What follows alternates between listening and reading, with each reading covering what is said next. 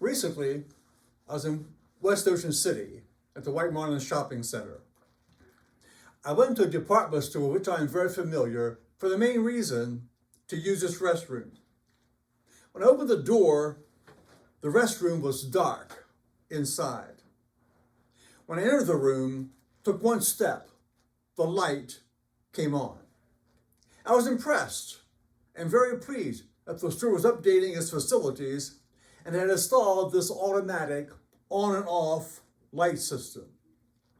And I was only impressed and pleased with the store's improvements for a short amount of time.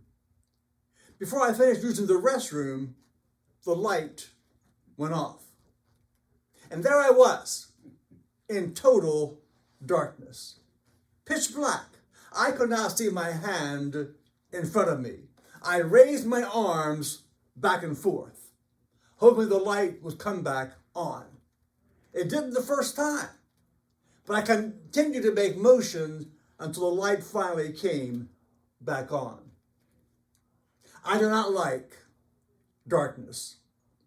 In my house, we have multiple night lights.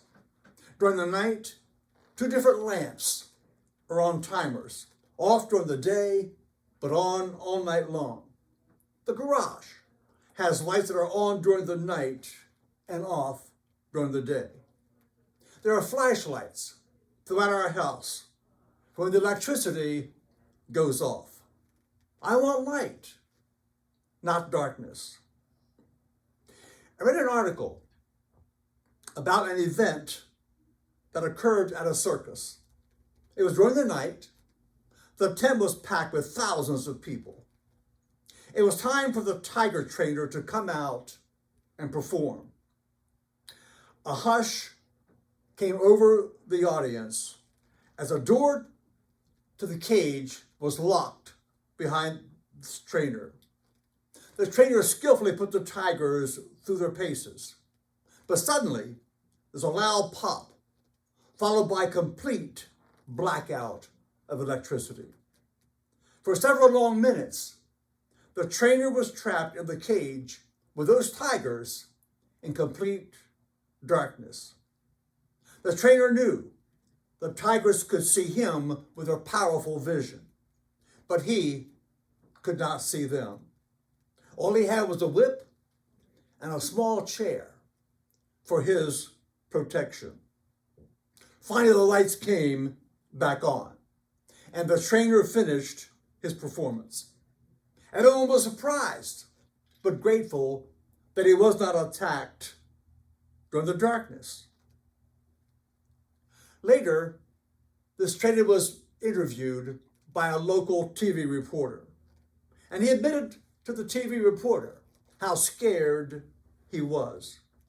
During the blackout, he realized the tigers did not know that he could not see them.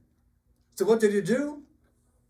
He kept cracking his whip and talking to them until the lights came back on. Now, there are times when all of us are confronted with tigers in the dark. And oftentimes, we lose confidence. We lose trust. We lose trust in the government. We lose trust in our church. We lose trust in our relationships with our own spouses, perhaps our children. When the lights go out and darkness prevails, that's a time to really trust that our God has all the tigers under control. In John's Gospel, chapter 8, Jesus is in the temple.